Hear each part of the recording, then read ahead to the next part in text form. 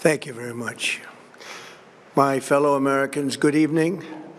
Let me begin by congratulating the team at NASA and our brave astronauts on the successful launch of Artemis II. It was quite something. It will be traveling further than any manned rocket has ever flown and will very substantially pass the moon, go around it, and come back home from a distance that has never been done before. It's amazing. They are on the way, and God bless them. These are brave people. We want to God bless those four unbelievable astronauts.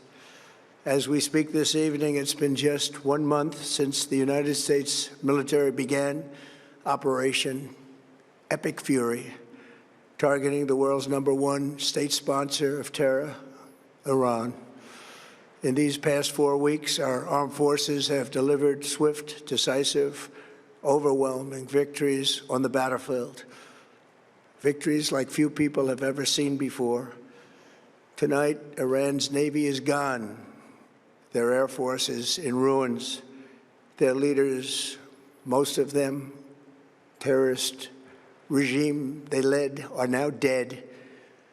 Their command and control of the Islamic Revolutionary Guard Corps is being decimated as we speak. Their ability to launch missiles and drones is dramatically curtailed, and their weapons, factories, and rocket launchers are being blown to pieces. Very few of them left. Never in the history of warfare has an enemy suffered such clear and devastating large-scale losses in a matter of weeks. Our enemies are losing in America, as it has been for 5 years under my presidency, is winning, and now winning bigger than ever before. Before discussing this current situation, I also want to thank our troops for the masterful job they did in taking the country of Venezuela in a matter of minutes. That hit was quick, lethal, violent, and respected by everyone all over the world.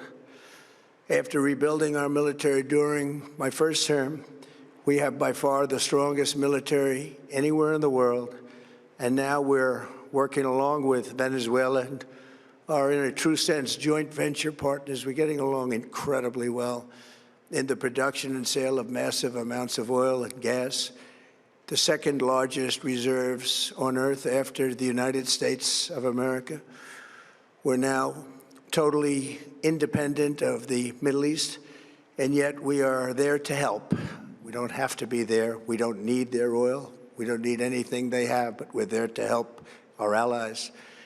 Tonight, I want to provide an update on the tremendous progress our warriors have made in Iran and discuss why Operation Epic Fury is necessary for the safety of America and the security of the free world.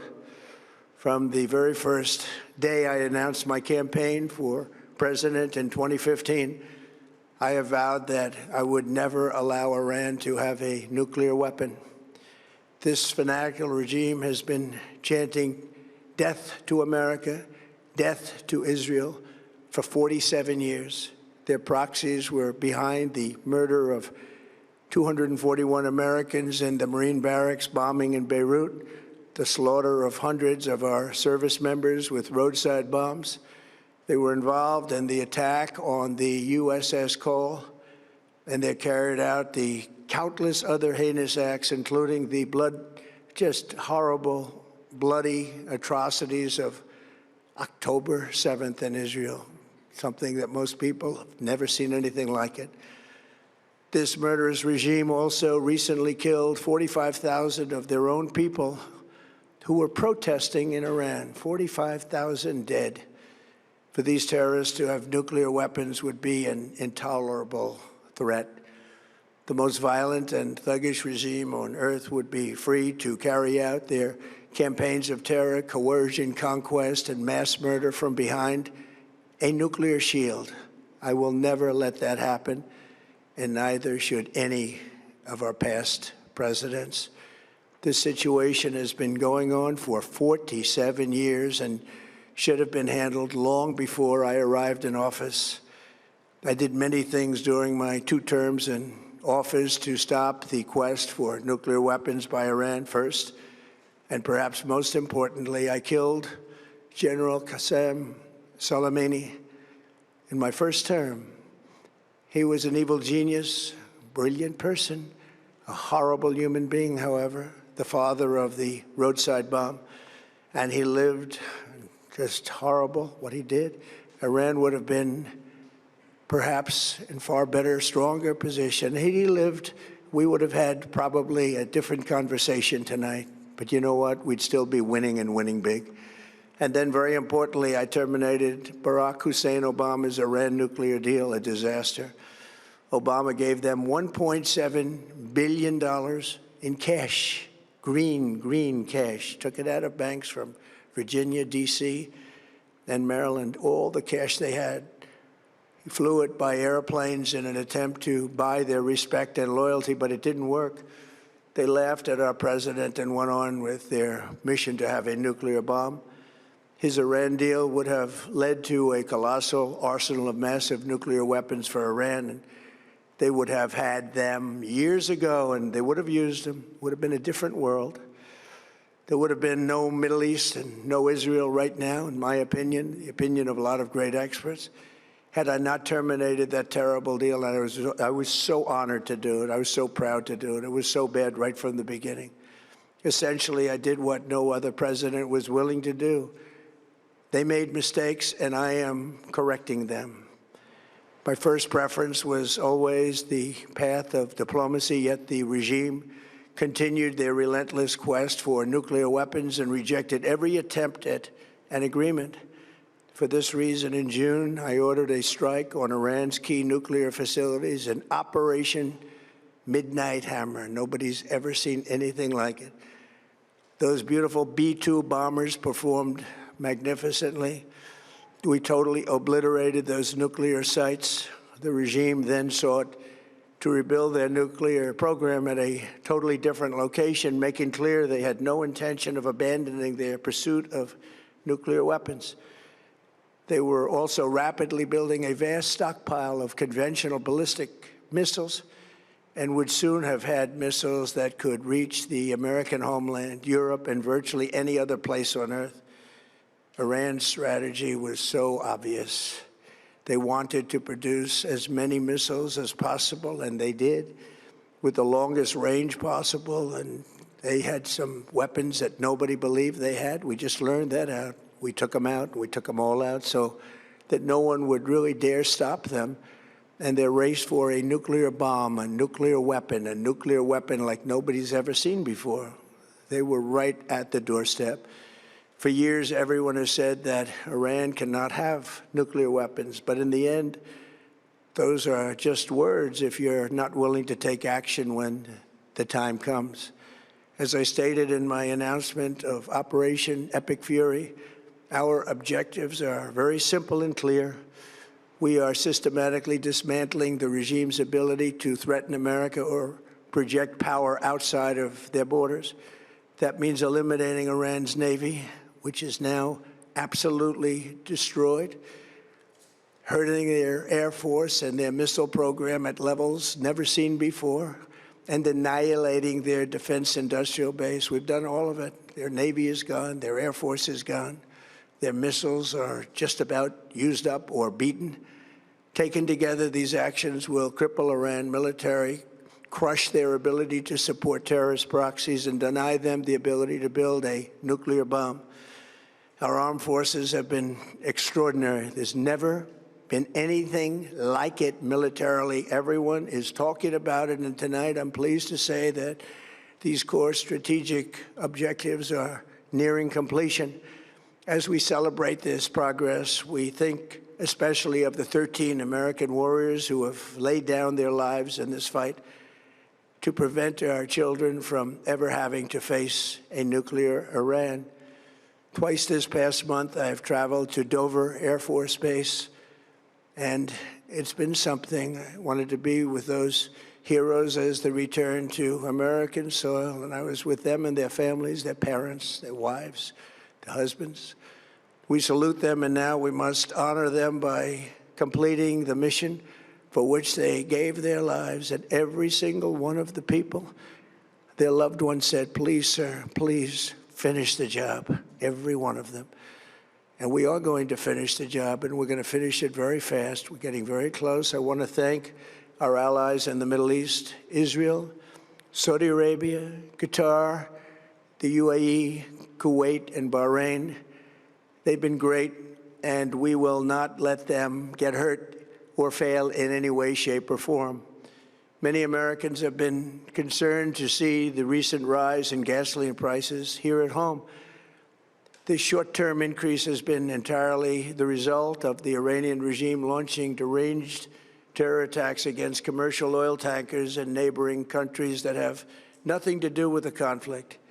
This is yet more proof that Iran can never be trusted with nuclear weapons. They will use them, and they will use them quickly.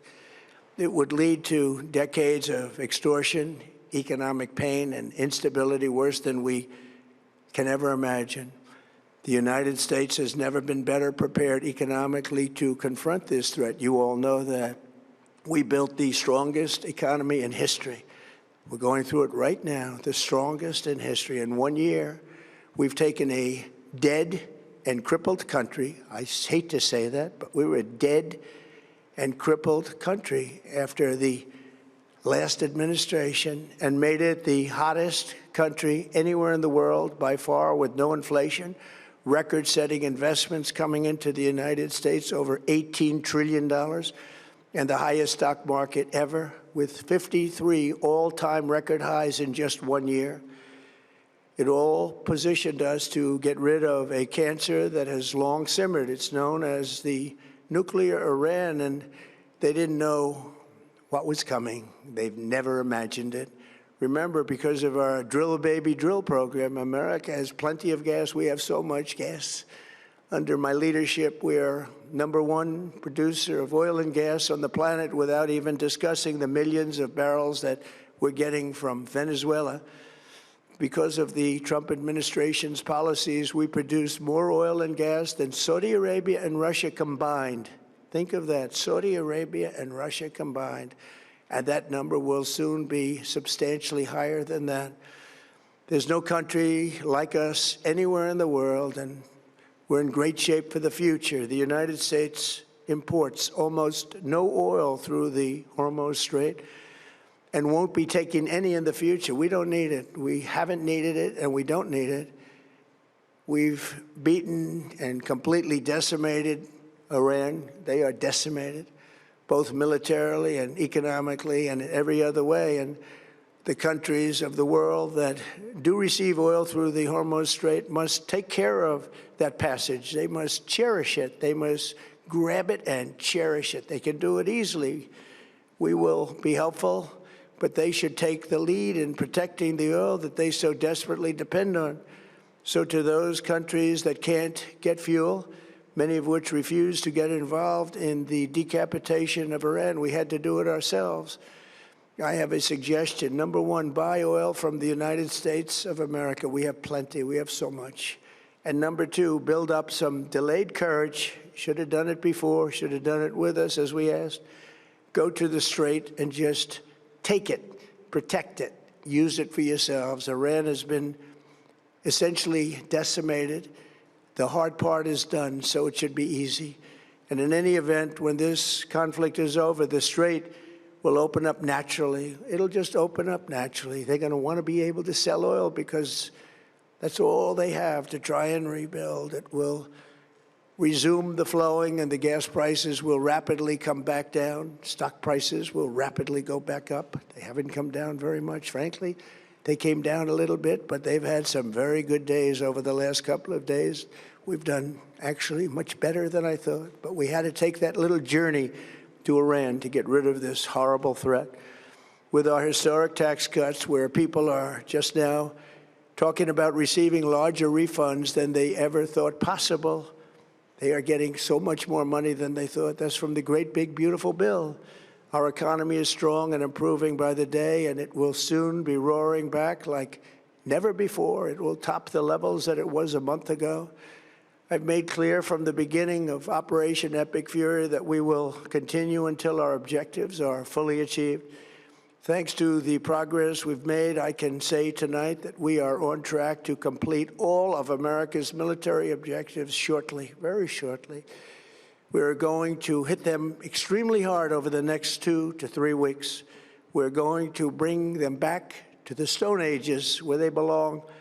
In the meantime, discussions are ongoing. Regime change was not our goal. We never said regime change, but regime change has occurred because of all of their original leaders' death. They're all dead. The new group is less radical and much more reasonable. Yet if during this period of time no deal is made, we have our eyes on key targets. If there is no deal, we are going to hit each and every one of their electric generating plants very hard and probably simultaneously. We have not hit their oil, even though that's the easiest target of all, because it would not give them even a small chance of survival or rebuilding. But we could hit it, and it would be gone, and there's not a thing they could do about it. They have no anti-aircraft equipment. Their radar is 100% annihilated. We are unstoppable as a military force. The nuclear sites that we obliterated with the B-2 bombers have been hit so hard that it would take months to get near the nuclear dust, and we have it under intense satellite surveillance and control. If we see them make a move, even a move for it, we'll hit them with missiles very hard again. We have all the cards, they have none. It's very important that we keep this conflict in perspective.